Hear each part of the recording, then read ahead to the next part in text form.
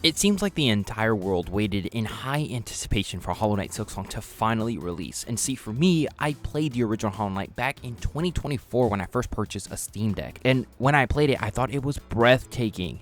You're breathtaking! A game you simply just cannot put down, argued as one of the best Metroidvanias ever. So naturally, I was really excited for Hollow Knight Silksong, and fortunately for me, I didn't have to wait too long because it would release not too long after. I never would have thought I loved to continue getting my teeth absolutely kicked in as much as I did playing Hollow Knight Silksong, a beautifully crafted video game from start to finish with combat, agility, music, and environment all at the forefront.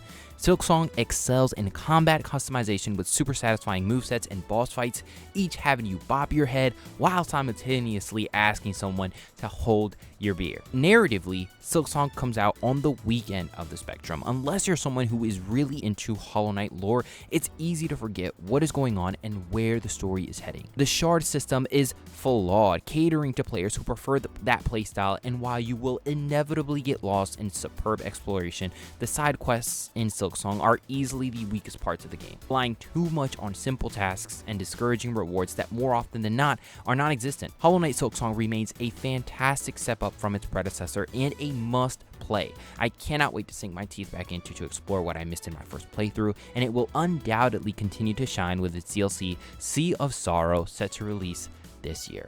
We are giving Hollow Knight Silksong a 9 out of 10. I mean, simply one of the best video games of last year. So let's start off with the things that I really enjoyed about this game. I think that they went in the right path picking Hornet as the new protagonist for Hollow Knight Silksong. The knight was fine, but the agility for Hornet just makes the game so much better here. Her movement, her move sets, all piece really well together and making it a truly pleasant experience. One I much prefer than the knight. I kid you not, I think that the best thing about Hollow Knight Silksong is the customization in combat, just the combat in general. The crests are a superb addition that comes with experimenting with abilities that can tailor to your playstyle. Funny enough, I was using the Reaper crests for basically 80% of the game until I accidentally locked myself into the Witcher's crest. Finding the Witcher's crest kind of molded me into trying other crests. The way that you can customize and pick different abilities, each crest is different and unique from the rest, and not one lags behind. I don't think that you can put one in front of the other, and if you do,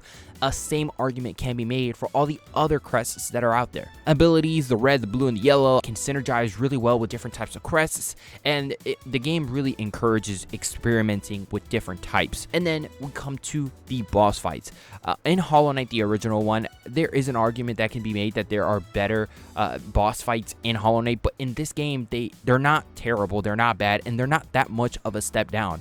I enjoyed pretty much every single boss fight. There were times I wanted to throw my Nintendo Switch out the window because some of these are really hard, but the game offsets this because you have so many moves and abilities that you can have with Hornet. I mean, you have a dash, a double jump, a float. You have so many different abilities that you can tie into your crests that everything really balances out. And if you're having a tough time fighting these bosses, you're just simply not utilizing the abilities at all. And the music in these boss fights are fantastic. Trobio is my absolute favorite boss fight in this game. I will say that for the final boss fight in this game, I think it's a little bit of a letdown. I know that there's an Act 3, and for my playthrough, I was completely locked out of it. It wasn't until later that I figured out that there was an Act 3, and for the majority of people that have played Hollow Knight Silksong or that are playing Hollow Knight Silksong, I don't think that they'll be unlocking the Act 3 unless you're someone that's really into the Hollow Knight lore again. And so, or you're a completionist and you just need to complete everything in the game. So there is that for the die-hard fans, but for the casual fan that's just wanting to get in, Act 2 or Act 3 is pretty non-existent, and I probably should have said this in the beginning of the video.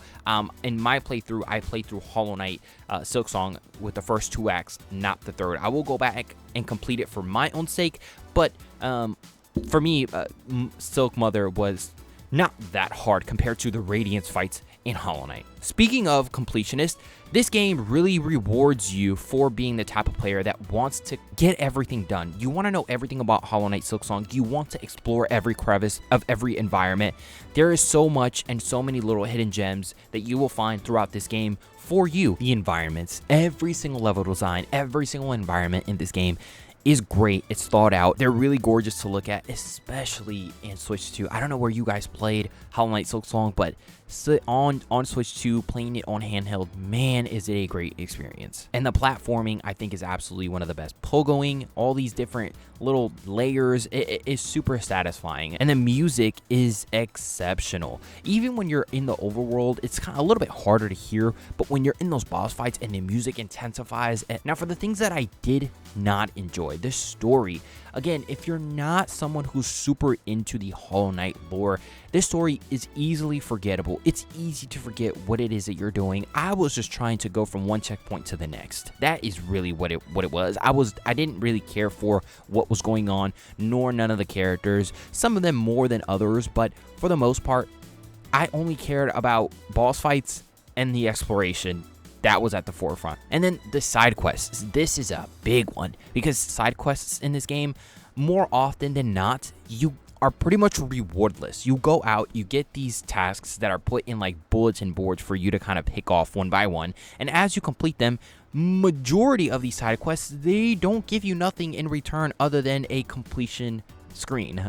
And that is just the truth. And they also are a little bit time consuming, but also they're pretty simple. Either you go out and you go get something, you come back, you bring it back, or you have to defeat one of those gauntlets and then you're done, or you have to go out through the world and get a certain amount of certain items and then bring them back. So they're pretty simple. These shards, probably my biggest thing with Hollow Knight Silksong is the shard system. If you're not a player who really caters to the tool set and crafting in this game, the shards are pretty much non-existent and don't work for you. And that was the case for me. I did not use any of these shards or any of the tool sets because that's just not the way that I wanted to play the game. Yes, it's there for you, but I didn't want to play that way. And so that seems like a missed opportunity where I feel like at least you could have implemented something where if you have a certain amount of shards that you can turn into rosaries, that would have been fantastic. Or maybe have the shards and buy cosmetic stuff, different types of cloaks like I mentioned before, different types of masks. We're giving Hollow Knight Silksong a 9 out of 10. I mean, this game is phenomenal. You're going to get lost in the exploration. You're going to get lost in this world that's beautifully made, and all the environments and all the music and the boss fights. And so